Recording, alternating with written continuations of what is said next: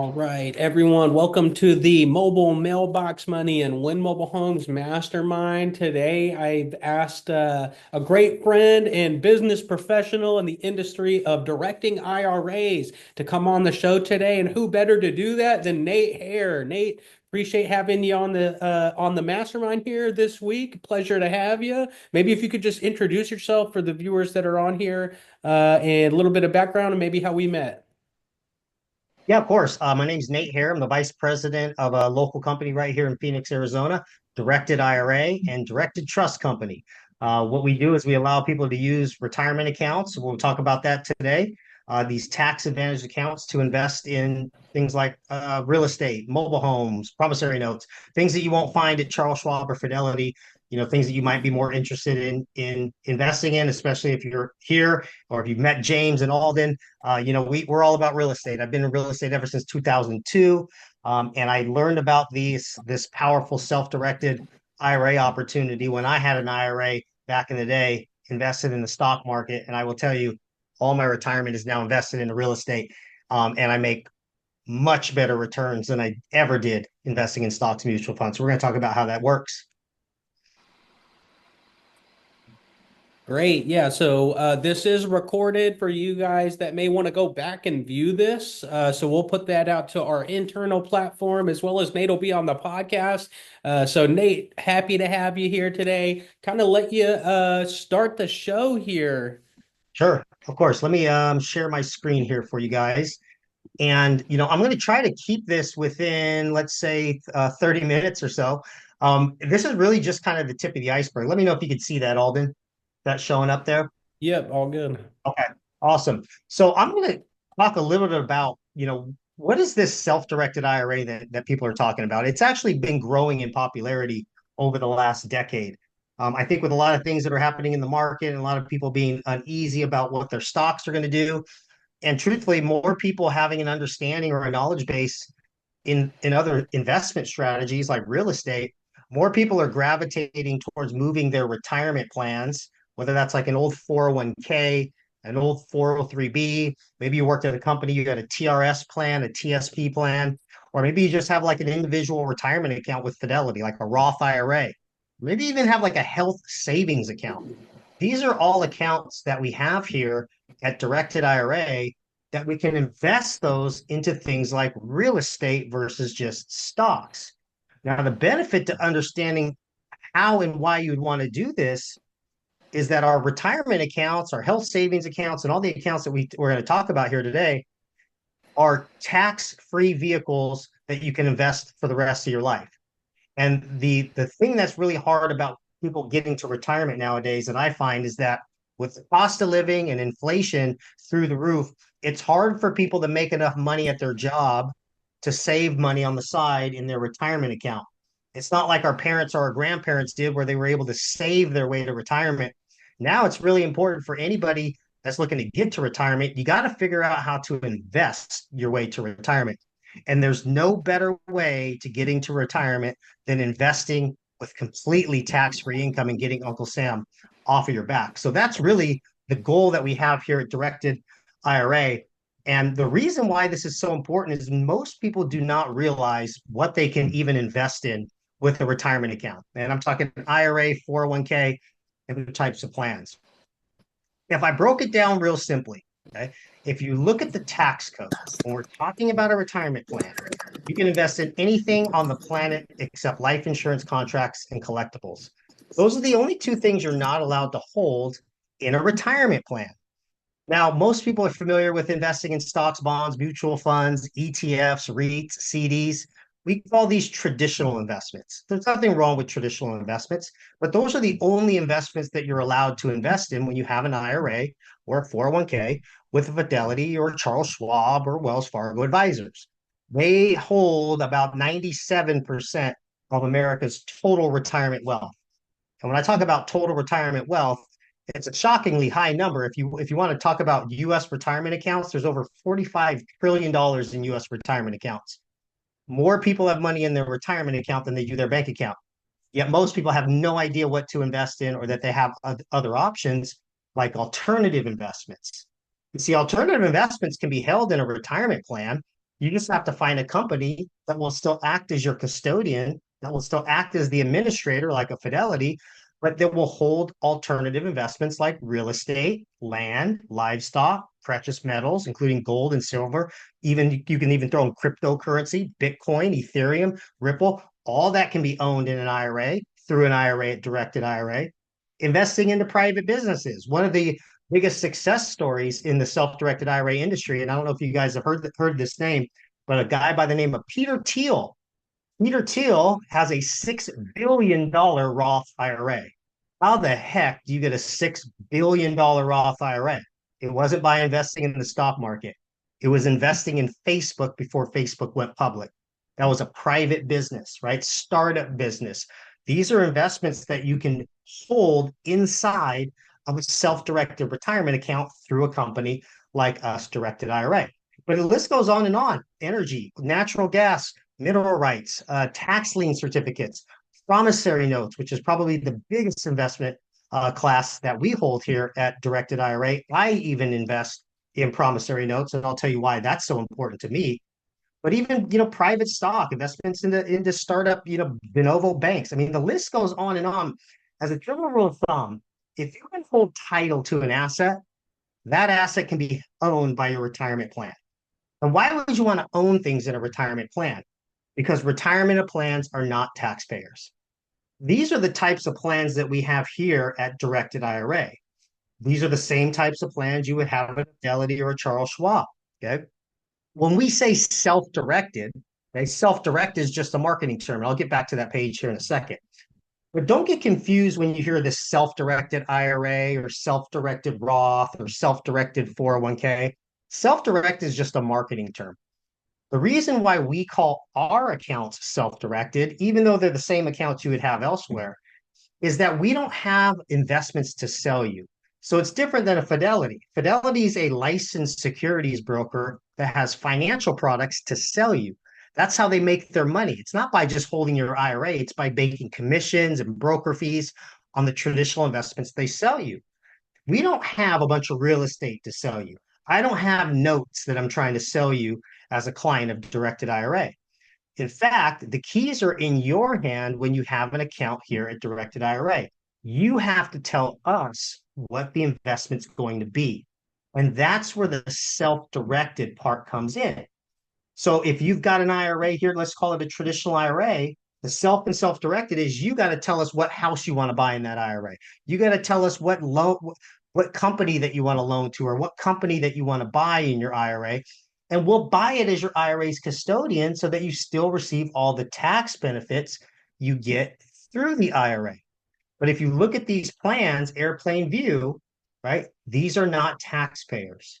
By definition, a traditional IRA, a Roth IRA, a SEP IRA, a solo 401k, even a health savings account, we even have covered education savings accounts. These are not taxpayers, they are tax exempt trusts.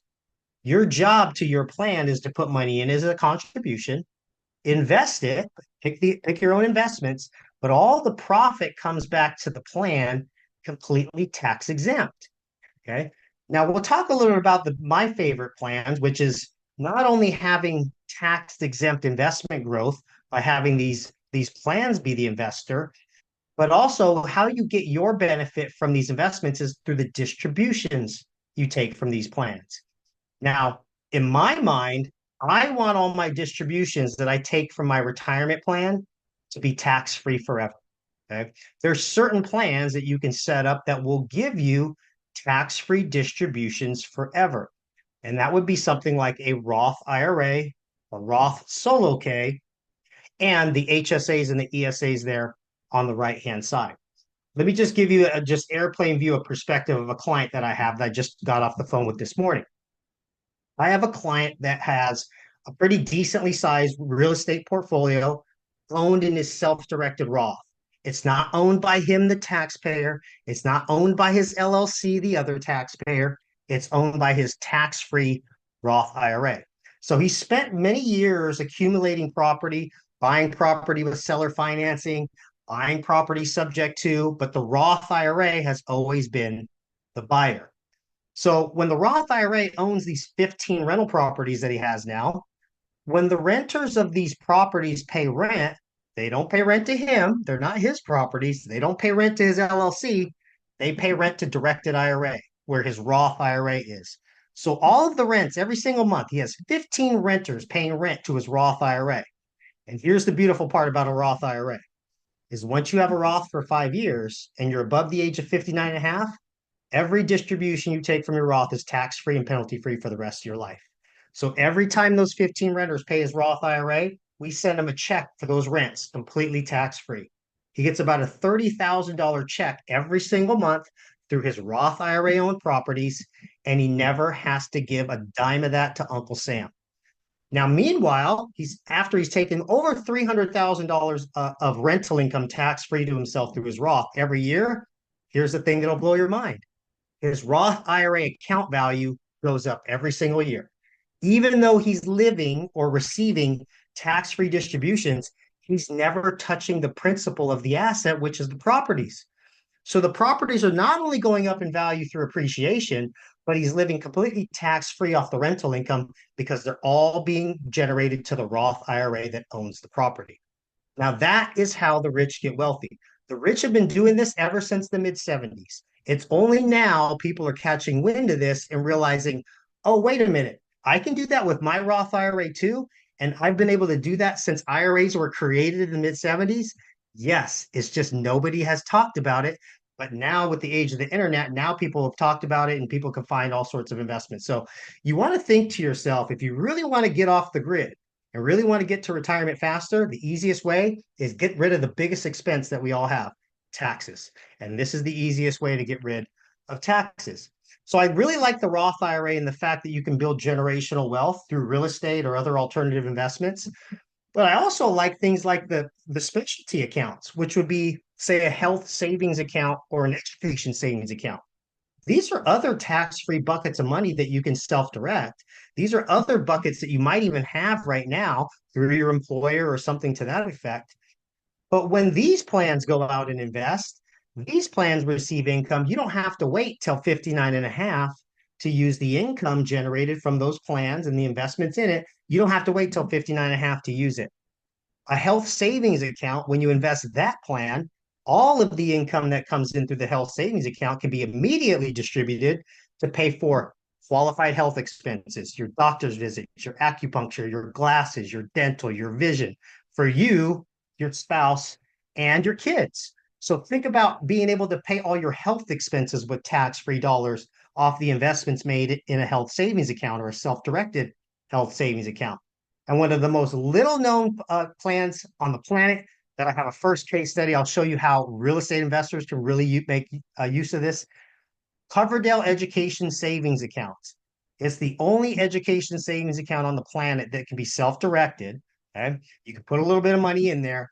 Each of your kids, if you've got kids under the age of 18, you want to set them up with their own ESA. You as the parent or you as the grandparent can pick the investments.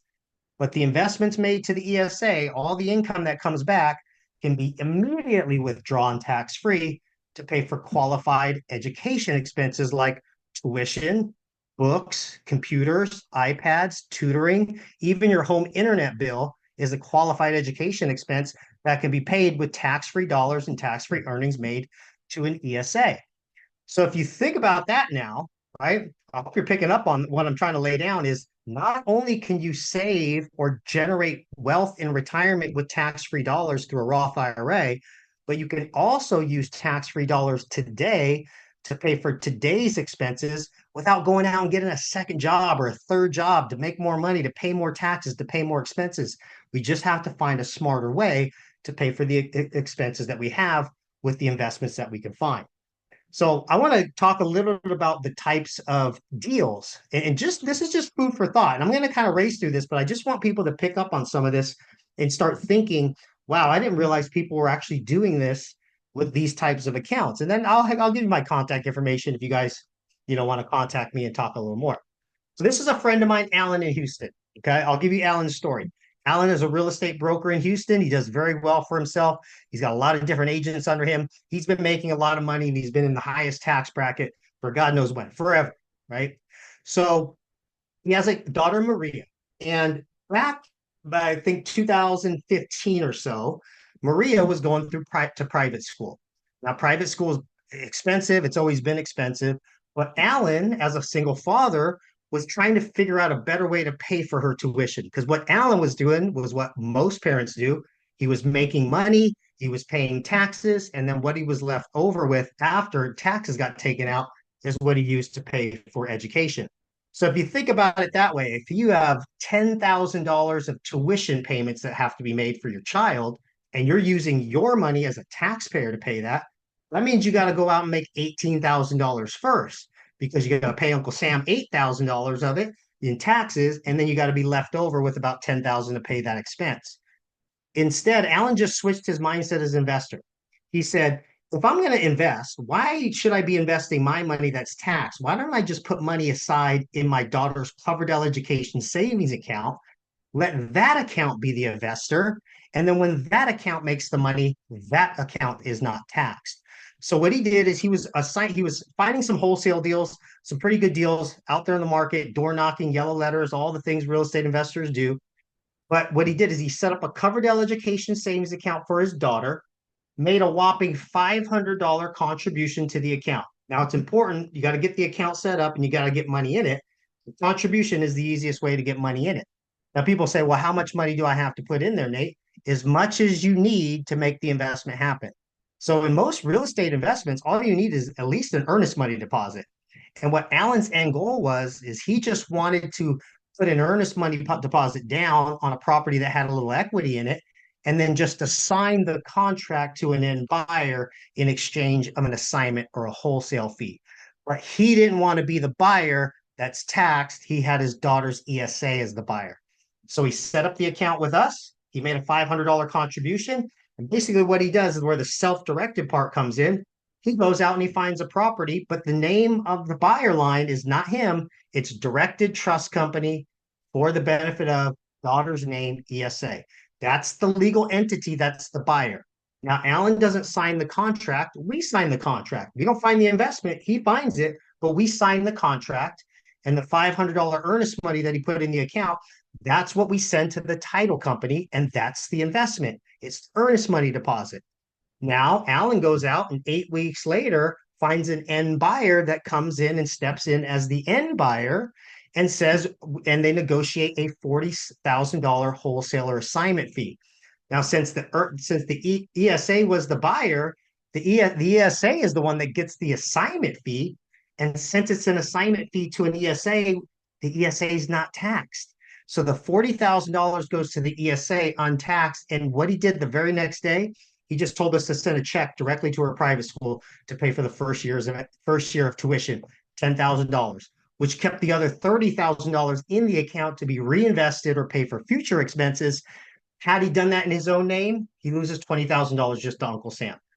That's being smart with your money. It's doing the same investment with a different bucket and doing it in a more tax efficient way to pay for something he had to pay for anyways, which was tuition for his child.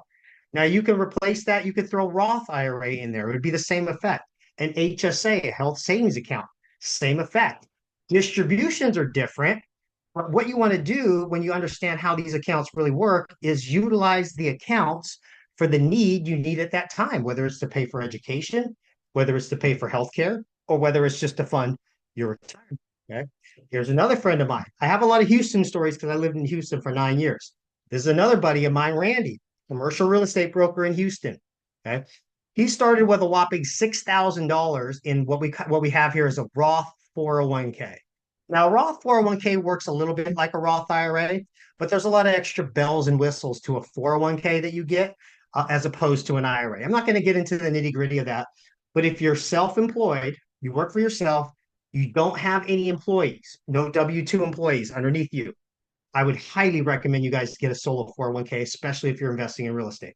Okay. So what he did is he set up a Roth solo 401k, put in a whopping $6,000 in as a contribution. Now, here's the whole thing that I love about these accounts is that since IRAs and 401ks can buy real estate, okay, you can also use leverage IRAs and 401ks can leverage financing to help it buy property. You can't do that with stocks. You can't leverage financing. There's no bank that will give your IRA a loan to buy more Walmart stock. But since we're talking about real estate now, all the creative real estate strategies work in an IRA. We're just changing the buyer. We're just making sure the buyer on the buyer's line is the IRA or the 401k. So long story short, what Randy ended up doing is when he was looking for some commercial property for one of his clients, he ran into a lady that had recently been widowed, and she was taking over three warehouses that her husband was managing prior to him dying. Okay. Now, once she started managing it, she was way past retirement age. The tenants started kind of abusing her kindness. She wasn't getting all three of the renters on these three warehouses to pay rent. And my friend Randy came in and said, "Well, what do you really want out of this property? You own it free and clear, right? Do you need me to buy it and cash you out?" And she said, "Well, not really. I don't need the money. I don't need to just sit in a bank. I kind of like the income that was being generated when these renters were paying on time." So Randy said, "Well, what if I can get rid of that problem for you? What if I can give you about the same amount of income you're getting now, but you never had to deal with the tenants again?" And she said, "Yeah, that sounds phenomenal. How would we work that?" He said, "Well, I've got a little retirement account here, and I want my retirement account, my 401k, to be the buyer. So I've got $6,000 in that account. Could I give you a $6,000 down payment from my 401k? And my 401k carry back a note, make payments to pay off the rest, which was $94,000. She said, "Yeah." And he made the interest rate equivalent to basically what she was receiving as far as a payment goes from the half paying renters. But this made her happy. She got the income she wanted, she got the tenants out of her life. And basically, what happened in exchange for a $6,000 down payment and seller financing, the Roth 401k was the buyer. The Roth 401k was the borrower on the note. Okay. They drew up the purchase price of 100 grand. And once they closed on that property, the Roth 401k was now the legal owner of these three warehouses in Houston. So going forward, after the next 16 months, here's what happens. The Roth 401k now owns three warehouses. Okay. It's got a payment to the widow. How do we make the payment to the widow? Well, first of all, he got his property manager in place, kicked one of the tenants out that wasn't paying at all, put a new tenant in there the next week that was paying, renegotiated a lease with the tenant in warehouse 2, got him paying on time, and the tenant in warehouse 3 was paying on time all the time. So now you've got three paying tenants that are paying rent to the new owner, which is the Roth 401k. Okay, it's just being deposited right into the 401k bank account. And Randy, as the administrator of his 401k, was just taking that money and part of that money and paying off the widow. So this goes for 16 months, right? Rents come in, we pay the widow, 401k owns the property from the very beginning. Now, 16 months later, the tenant in warehouse 3 wants to buy his warehouse. So property values had shot through the roof during this time. So they negotiated that the Roth 401k would sell off one of the warehouses and sell it to the tenant for $100,000, which gave the Roth 401k after closing enough to pay off the note to the widow, which retained the other two warehouses owned free and clear in the 401k that still cash flow today. And each of those units is worth about $100,000, but it's all owned in a 401k that pays no tax. So he took a $6,000 investment and through it's a strategy with seller financing, a creative real estate strategy, took a $6,000 investment and turned it into over $200,000 of tax-free money because he did that in a Roth solo 401k. Again, had he done that investment himself, he loses about 40% of that 200 grand just the taxes. And he did this in his early 30s, by the way, and he's well on the road to an early retirement if he can keep doing investments like this. Okay? Last one I want to end on, and this is the investments that I like to do because you don't have to go out there and find your own investments for your self-directed IRA. You don't have to be that much of an entrepreneur with these accounts. I actually find my own investments through other individuals like James and Alden, people that are actually doing it, finding investments for a living. You're watching what I do for a living. I'm teaching, I'm educating. I don't have time to find my own deals, but I do have time to build a network. And that's why I attend the ASRIA meetings. That's why I attend local meetups. It's very important to attend your local meetups because this is how you become a good self-directed IRA investor. And what I like to own in my retirement accounts is not the property directly. I just like to own the note on the property, just like banks do. And banks make a lot of good money in this country. And all banks are in the business to do is loan, not own. They don't want to own anything. They just want their money out working, right? Working on tangible assets and having borrowers pay interest back to them. Now, in my case, my bank is my Roth IRA. My bank is my HSA. So when I loan money out of those accounts and I get payments back to those accounts from the borrowers, my interest payments are not taxed. This is a huge pendulum shift to private lending. If you do private lending outside of an IRA, there's no depreciation capture you get. There's no tax deduction you get by being a private lender with your own money. You just have to treat that as ordinary income. In an IRA, it's a huge pendulum shift because there's no income tax on interest gain in an IRA.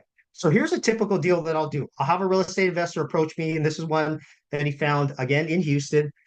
This was a property that was abandoned for 2 years. They sent me pictures of it. The grass was as tall as the roof. That's how long. Like nobody was paying attention. There was no HOA. It was in a little bit rough area of town, but through some skip tracing, he found the owner didn't even know that they owned it. It was a grandchild or a great grandchild that inherited it from their grandfather's passing. He didn't even know he owned it. Well, he also needed money. So the real estate investor, a friend of mine, negotiated a pretty healthy deal that this person would take $75,000 to buy this property. Now, the ARV on this property, I put 215, but actually when we comped it out, it was more like 237.5. So for me as a lender, if I'm going to loan the money to buy this property, which is why he came to me, if I'm going to loan him $75,000 to buy it out of my Roth or my HSA and the $25,000 to rehab it, I've got $100,000 in it. I can sleep at night knowing that asset's worth 237. Okay. Now I don't want the property, but it's good to know that my money is tied to a real property that's tangible, that's got equity in it. It's very different than investing in a stock. Now, the cool thing is I get to negotiate the terms with the borrower. So I get to set the terms of what my IRA earns. So in most private lending scenarios, you can get anywhere between 8 and 12%, I would say, just depends. So that's a good, healthy interest rate.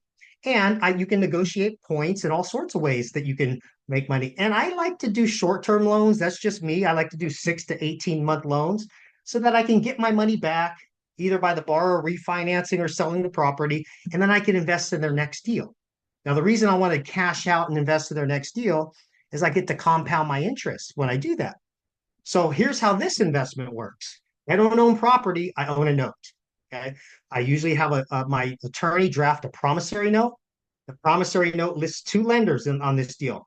Directed trust company for the benefit of Nate Hare's Roth IRA and directed trust company for the benefit of Nate Hare's HSA. I don't have to have both accounts, but I like to use both accounts because my money in my Roth and my money in my HSA is treated differently when I take distributions. My HSA money I can use today. My Roth money I want to leave until I'm 59 and a half.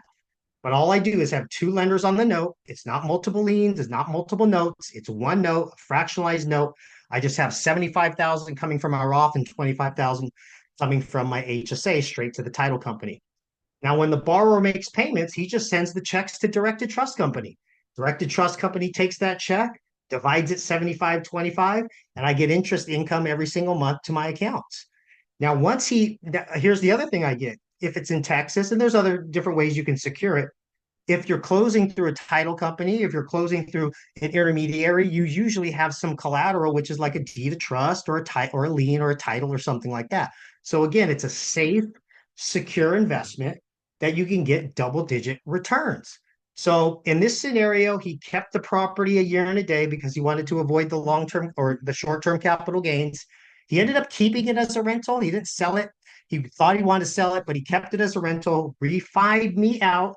So my Roth and my HSA through the refi got all its, and we did 1 to 2 more deals after that. So again, my Roth and my HSA were the lenders. My Roth and the HSA don't pay taxes. And that's the best way that I have found to grow my account through something that I know and understand. And if you think lenders don't make money, I'll beg to differ. Here's what if you can lend money out at 12 to 14% or somewhere in the neighborhood of that, and you could compound the interest, meaning I get my principal and interest back within the year and I redeploy it and I reinvest my principal and my interest on top of that.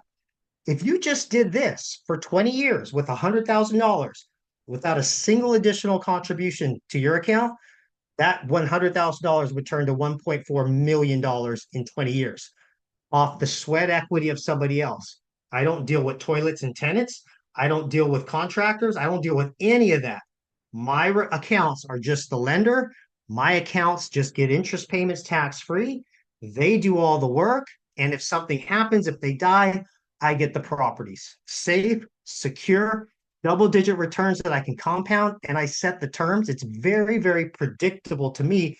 I don't have to guess whether or not my stock is going to go up or down. So I know I kind of threw a bunch of stuff out there for you, but I wanted to just give you guys an idea of what some of our clients are doing with their self-directed plans, their self-directed traditionals, their Roths, their 401ks, their HSAs and ESAs. Those are all the accounts that we have here. So my question, my challenge to everybody on the call is, what are you doing with your accounts? Are you familiar with real estate, but you're investing your retirement in the stock market?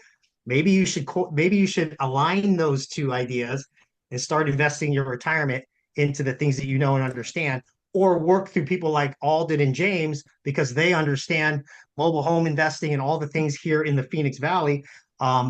Leverage your connections and your network as well, and you'll find that you can grow your retirement account faster and better on your own terms. So I hope that was helpful, guys. I guess we can take questions if anybody's got questions.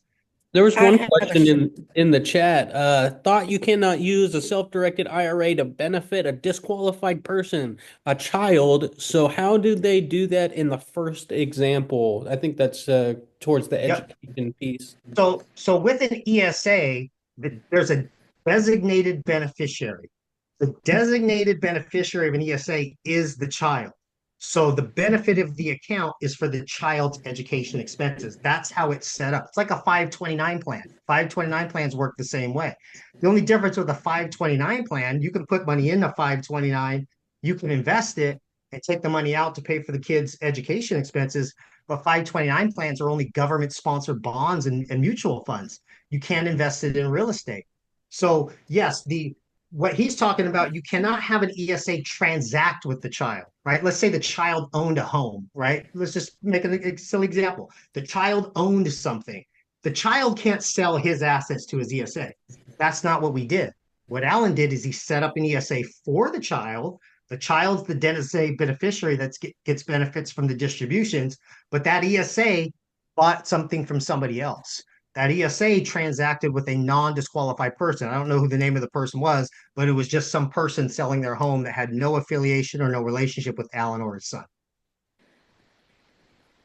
Great clarity. So Nate, I've got a question. Is there specific benefits relative to how you initially set up as to what state that you set that up? Are there additional advantages of doing Wyoming or Nevada or Delaware, or it So really doesn't matter? yeah, it doesn't matter because, and I think what you're doing, you're referring to like LLC structures. So there's certain states that have, different ways and different, security measures on when you set up an LLC. An IRA already is an entity. So we're not setting up an LLC in order to invest our IRA. Our IRA, by definition, is a tax-exempt trust. And they're also federally regulated. So there's no state regulation on IRA specifically. There's some differences where, like, if you take distribution, state tax kicks in, but the states do not regulate IRAs. The federal government regulates IRAs. So it doesn't really matter. I mean, we've got clients all over 50 states, and they can invest their IRA. You can invest your IRA outside of the United States. I just did a webinar yesterday or 2 days ago with a Remax group in Belize. Right, they're taking people's retirement accounts from the U.S. and they're investing in property in Belize. There's no restriction as to what you buy in an IRA or even where you buy it. You can buy property on the moon if they start selling property on the moon in your IRA. That may happen someday. Talk to Elon. Is that a Yeah. perspective? Yeah, right. Yeah. Is that another quick question? Is that a prospective solution? Say we have an investor that's in the Philippines and they want Mhm. to invest in the US. Could Mhm. they use this as a possible avenue? But remember, they're a resident in that Yeah, international market like the Philippines. right. So in order for them to utilize us, I mean, we've got to be able to work with somebody that has access to a retirement account. Now, I will say there are people that have dual citizenship, but at the end of the day, if somebody has earning income in the States and they're paying taxes to our government, then Okay. most likely they can take their earnings and put it in a US based retirement account. So obviously anyone with a social security number, if they're making money here in the States, they Right. can have an IRA. Or if you've got a tax ID number. So there's a lot of people that have migrated here that are working here. They have an official tax ID number because they're earning income here, right? Right. And that tax ID number is a way for the IRS to identify, okay, that person's paying tax in the United States. They're allowed to have a retirement account. They're allowed to make contributions to a retirement account. And if somebody worked here before and then moved out of the country, but they still have a retirement account here, they can still reinvest those dollars, no problem, because it's already in the IRA. They're not trying to get it in through a contribution at that point. Do you provide for a new person that's just listening right now that wants to get into, set up their SDIRA or figure out which one that is? Do you guys help provide that setup and help them make that decision and set up the documentation and so forth? Or Yeah, so I would say that QR code that I have up there, if you scan that or just go to directedira.com and click on book a call, you'll see all my team, all my IRA executives. You can schedule a call with any of them. If you want to have a little bit more in-depth or advanced conversation, you can schedule a call with me. I'm on that as well. But we will help set the account up for you, figure out what accounts that you either need. Like if you've got IRAs already set up somewhere, we probably want to set up the same IRAs for you here. And by the way, you can have as many IRAs as you want. So most of my clients still have their IRAs at Fidelity. They just have some of their IRA money parked here too, because you can invest in alternatives here and traditional investments there. But if you do not have an IRA and you want to start one, I would probably make a big push to anybody listening to this. Set up a Roth IRA. Set up a Roth IRA today, right? There's nothing better than having tax-free income for the rest of your life. And you do not get that with a traditional IRA. You do not get that with a rollover IRA. And I know most CPAs who are in the box want to talk to people about, well, you want this tax deduction when you put the money in there. No, you don't. You want tax redistributions when you retire, right? If I'm going to take a $10,000 bucket of money through my contributions and turn it into 100 grand, do I want to pay taxes on 10 or do I want to pay taxes on 100? A CPA trying to convince you to do a traditional IRA wants you to pay taxes on 100. I want you to pay taxes on 10. And that's where the Roth IRA comes into play. And if you're young, just getting started out, get that puppy open now. Just you don't have to contribute a lot. The max you can contribute 7,000 a year. At least get $100 in there. Get $500 in there. You saw what Alan did with one investment through just an assignment of a contract. He turned $500 into 40 grand, right? It's good to have that income to yourself, but remember, you got a silent partner every time you invest your money, and that's Uncle Sam. So if you're going to make 40 grand, do you want to keep 40 grand or you want to keep 20? If you want to right. keep 40, do that investment in your Roth. If you want to keep 20, do that investment in your name. Nate, what's the average like setup cost or fees associated for an individual? Was a question from Nick here. Yep, yep. Thanks, Nick. So $50 to open an account. That's a one-time fee. Just through the application, you pay $50 to open the account. And we charge fees a little differently. So realize we're not selling investments. So there's no broker fees, there's no commissions. We don't get any of that. All the profit that is on the investment goes to you and your IRA. We just have transaction fees when we need to buy something because we have a whole staff in here that processes investments all day long. We're dealing with the title companies. We're dealing with all the same people you're dealing with. We're just the buyer. So in order for us to buy an investment, do a loan to some company, do a loan to a real estate investor, it's $50. That's it. $50 plus a wire fee. So $50 to open the account, $50 to process any new investment. And then the only recurring fee we have is a recurring administration fee for each account. That's $495 a year. Now that includes up to 3 assets. So if you pay $495 a year, you can have up to three investments without paying an additional $100. So roughly it's about $500, $600 a year, and you can pay that outside of your account with a credit card. That's the best way to pay it, is just pay it with your credit card, pay it on your business or whatever it is, get some points, get some miles, and that's the only fee that we have. There's other companies that charge you a fee based on the value of your account. There's other companies that will charge you a $300 or set up to $700 fee per asset. So if you got 3 assets with another company, that might be $2,000 a year.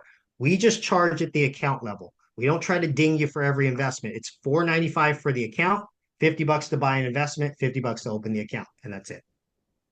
Awesome information. We really appreciate that. This is something that there's just so much information that you're putting through if you're not used to hearing it. And it's just a matter of what that individual prospective person that's on this, listening to this right now, everybody has their own specific needs, whether they've set up an IRA or they haven't set it up. But that's awesome that you guys essentially set up a full turnkey platform to get them going. Yes, I have a question too. Yeah, I think we got 2 questions lastly here. How quickly does it take to say you find an investment and you're lending to somebody? How quickly does that take for the process for the partner receiving the money to receive that money and get it earning? Great question. As long as the account is open here and as long as the money is here, we can get it out in 24 to 48 hours. So that's extremely fast. So the thing that takes the longest, I'll be honest, is getting the money from, say, a Fidelity to here. Now, how the process works is you first fill out an application or call me or schedule a call with my team. We'll get the application and the account open the same day or the next day. The next step was we got to send a transfer form. If we're moving it from somewhere like a Fidelity, we fax a transfer form to them and they wire funds over to us. It usually takes about 3 to 5 business days. If we've got that out of the way, the money's just sitting liquid in the account. All we need is 2 things to get the money back out into an investment. We need what's called our direction of investment form. You fill this out with any investment you have, and we have different forms for real estate, for notes, for private entities, cryptocurrency. There's all different forms here. You're just going to fill out that form. You're going to give our transactions team that form with a copy of the contract. So if it's a real estate purchase, you're going to give us the sales contract. We want to see that the buyer is listed properly as the IRA. Or if it's a loan to a real estate investor, we want to see the note. Give us the note. Let us see that the IRAs are properly listed there. And if everything's correct, we've got the DOI and the contract in hand, we'll send the money out in 24 to 48 hours to the title company, the attorney's office, or wherever it needs to go. And very important, a lot of wealth advisors think, well, hold on. If you're going to take money out of your IRA to buy real estate, you're going to have to pay a bunch of tax and penalties. No, that's not what we're doing. We're not handing the money to the client. We're not sending a wire to the client's bank account. That would be a distribution. When we're sending the money to a third party, like a title company or an attorney's office, all we're doing is exchanging an asset of cash in the IRA for an asset of real estate. It's an asset purchase. It's not a distribution. Fidelity does the same thing. When you click buy, they exchange your asset of cash for an asset of a stock. We do the same thing, just replace stock with real estate. So it's not a distribution. We're buying the investment in the IRA. And at the end of the day, we hold the documents here showing that the IRA owns it. If the IRA is going to own this property, we've got the deed that shows the IRA owns it. If the IRA owns a note secured by the property, we've got the promissory note, just like Fidelity holds the stock certificates. Great information. Yeah. Nick's further question said, do the funds in Fidelity need to be liquidated before being transferred to the self-directed IRA company? Good question. Cover that. Preferable to have your stocks in a cash position so that we can transfer the cash. If we're transferring stock, it's slower. It slows down the process, and you don't want to use us to hold stock anyways. So, and you don't have to cash out everything. If you got $100,000 at Fidelity and you just want to move 50 to us, just sell off 50 grand of stocks so that it's cash. By the time we send that transfer form, they're just wiring cash over. Again, it takes 3 to 5 business days to do that.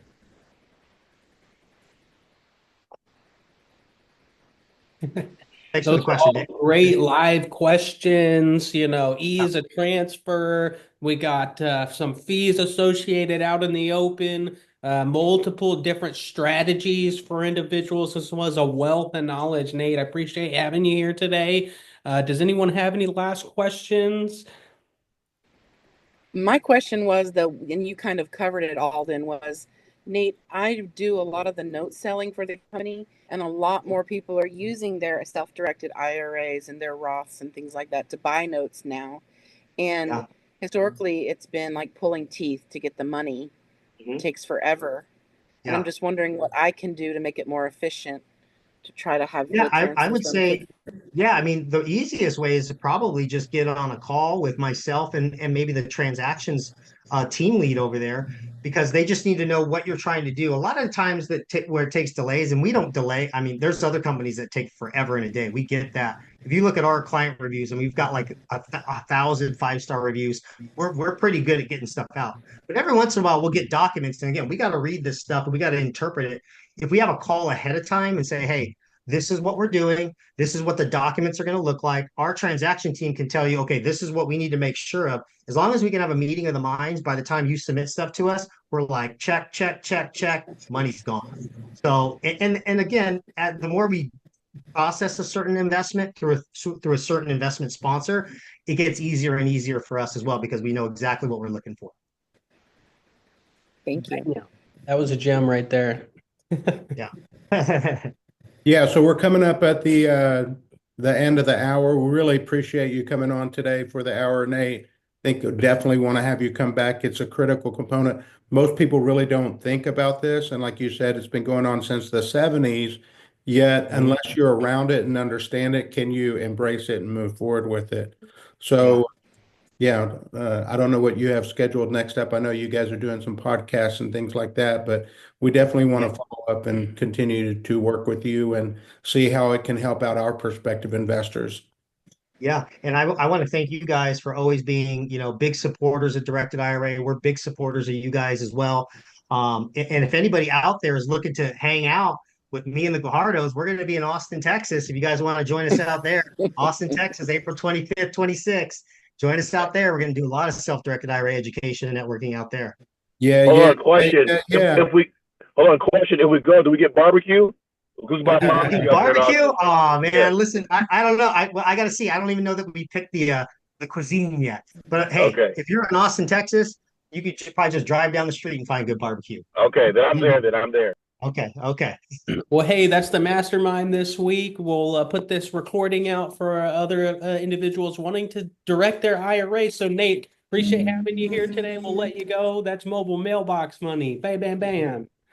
Thank you guys. Have a good Great one. stuff. Thanks, Dave.